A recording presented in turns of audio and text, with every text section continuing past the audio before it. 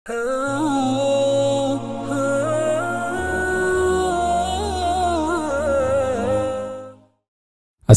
আলাইকুম ওয়া রাহমাতুল্লাহি ওয়া বারাকাতুহু। আশুরার তাৎপর্য করণীয়। হিজরি সনের প্রথম মাস মহররম। মহররম শব্দের অর্থ মর্যাদাপূর্ণ। অনেক ইতিহাস, ঐতিহ্য ও রহস্যময় তাৎপর্য নিহিত আছে এ মাস ঘিরে।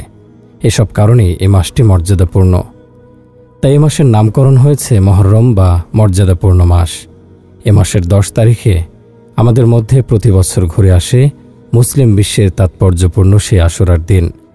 এই দিনের সর্বাপেক্ষা আলোড়িত ও আলোচিত বিষয় হল কারবালার ইতিহাস। মূলত এই দিনের তাৎপর্য, ইতিহাস ও ঐতিহ্য আরও প্রাচীন। কারবালার মর্মান্তিক ঘটনা এদিনের একটি বিরল ও মর্মান্তিক ঘটনা। এদিনে যা যা ঘটেছে এর দাস্তান অনেক লম্বা এবং অনেক আগের। আশুরার ইতিহাসে সর্বাপেক্ষা উল্লেখযোগ্য ও স্মরণীয় ঘটনার শীর্ষে স্থান পায় মূসা আলাইহিস সালামের একটি ঘটনা। এই দিনে তিনি অত্যাচারী শাসক ফেরাউনের কবল থেকে রক্ষা পেয়েছিলেন। মহাপরাক্রমশালী প্রভু আল্লাহ পাক সেদিন চিরকালের জন্য নীল নদে ডুবিয়ে শিক্ষা দিয়েছিলেন ভ্রান্ত খোদা দাবিদার ফেরাউন ও তার বিশাল বাহিনীকে। এ ঘটনার বিবরণে ইমাম বুখারী রহমতুল্লাহি আলাইহি সাহাবী হযরত ইবনে আব্বাস রাদিয়াল্লাহু আনহু থেকে বর্ণনা করেন, মহানবী সাল্লাল্লাহু আলাইহি ওয়াসাল্লাম হিজরত করে মদিনায় পৌঁছে মদিনার ইহুদিদের আশুরার দিনে রোজা পালন করতে দেখেন। রাসূলুল্লাহ সাল্লাল্লাহু আলাইহি সাল্লাম তাদের জিজ্ঞেস করেন, এই দিনে কি ঘটেছে যে তোমরা এতে রোজা পালন করো? তারা বলে, এই দিনটি অনেক বড় দিন। এই দিনই আল্লাহ তাআলা মূসা আলাইহিস সালাম ও তার সঙ্গীদের ফেরাউন থেকে মুক্ত করেছিলেন এবং ফেরাউন ও তার বাহিনীকে ডুবিয়ে মেরেছিলেন। এর কৃতজ্ঞতাস্বরূপ মূসা রোজা রাখতেন, তাই আমরাও আশুরার রোজা পালন করে থাকি। ইহুদিদের জবাব শুনে রাসূল করিম সাল্লাল্লাহু আলাইহি সাল্লাম বলেন, মূসা আলাইহিস সালামের কৃতজ্ঞতার অনুসরণে আমরা তাদের চেয়ে বেশি যত্নশীল হওয়ার অধিকারী। অতঃপর তিনি নিজেও আশুরার রোজা রাখেন এবং মুসলমানদের তা পালন করতে নির্দেশ প্রদান করেন। আশুরার রোজার ফজিলত। রাসূলুল্লাহ সাল্লাল্লাহু আলাইহি সাল্লাম এই রোজা নিজে পালন করেছেন এবং উম্মতকে রাখার প্রতি নির্দেশ করেছেন, তাই তার অনুসরণ করা আমাদের জন্য অনেক গুরুত্বপূর্ণ। এছাড়া অসংখ্য হাদিসে রাসূলুল্লাহ সাল্লাল্লাহু আলাইহি সাল্লাম আশুরার রোজার ফজিলত বর্ণনা করেছেন। কয়েকটি আমরা এখন উপস্থাপন করব।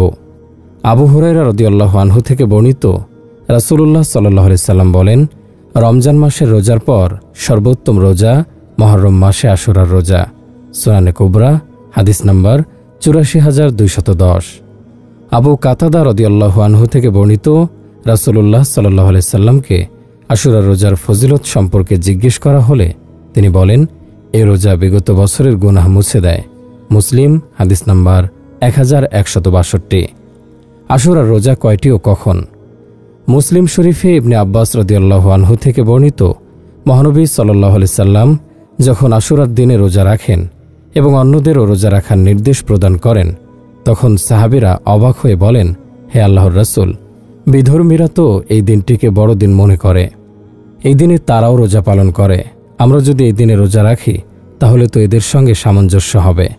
তাদের প্রশ্নের জবাবে রাসূলুল্লাহ সাল্লাল্লাহু আলাইহি সাল্লাম বলেন, তারা যেহেতু একদিন রোজা পালন করে, আগত বছর 10 তারিখের সঙ্গে 9 তারিখ মিলিয়ে 2 দিন রোজা পালন করব ইনশাআল্লাহ। মুসলিম হাদিস নাম্বার 1134। অন্য বর্ণনায় রাসূলুল্লাহ সাল্লাল্লাহু আলাইহি সাল্লাম ইরশাদ করেন, তোমরা আশুরার দিনে রোজা রাখো, তবে এক্ষেত্রে ইহুদিদের সঙ্গে মিল না হওয়ার জন্য 10 তারিখের আগের দিন অথবা পরের দিন আরও একটি রোজা রেখে নিও। মুসনাদে আহমদ হাদিস নাম্বার 2154। উপরোক্ত হাদিসগুলোর আলোকে প্রমাণিত হয় যে আশুরার রোজা হবে 2টি, মহররমের 10 তারিখ একটি আর 9 তারিখ অথবা 11 তারিখ আরও একটি। আশুরার দিন অন্য আমল। আবু হুরায়রা রাদিয়াল্লাহু আনহু থেকে বর্ণিত, রাসূলুল্লাহ সাল্লাল্লাহু আলাইহি সাল্লাম ইরশাদ করেন, যে ব্যক্তি আশুরার দিনে আপন পরিবার পরিজনের মধ্যে পর্যাপ্ত খানাপিনার ব্যবস্থা করবে, আল্লাহ পাক তার জন্য সারা বছর পর্যাপ্ত রিজিকের ব্যবস্থা করে দেবেন। বেশ কয়েকজন সাহাবী থেকে এ হাদিস বর্ণিত। হাদিসটির ব্যাপারে ইমামদের মধ্যে কিছু মতপার্থক্য আছে। ইমাম সুয়ুতি সহ অনেক বড় ইমামের মতানুসারে হাদিসটি গ্রহণযোগ্য ও আমলযোগ্য। অতএব কোনো মুসলমান যদি উপরোক্ত হাদিসের উপর আমল করার উদ্দেশ্যে আশুরার দিন তাদের খানাপিনায় উন্নত ব্যবস্থা করতে আগ্রহ করে, তাহলে তার অনুমতি আছে। তবে কোনো ক্ষেত্রেই অতিরিক্ত বাড়াবাড়ি করাকে ইসলাম সমর্থন করে না। আল্লাহ পাক আমাদেরকে পবিত্র আশুরার দিনের তাৎপর্য বুঝে আমল করার তৌফিক দান করুন। আমিন।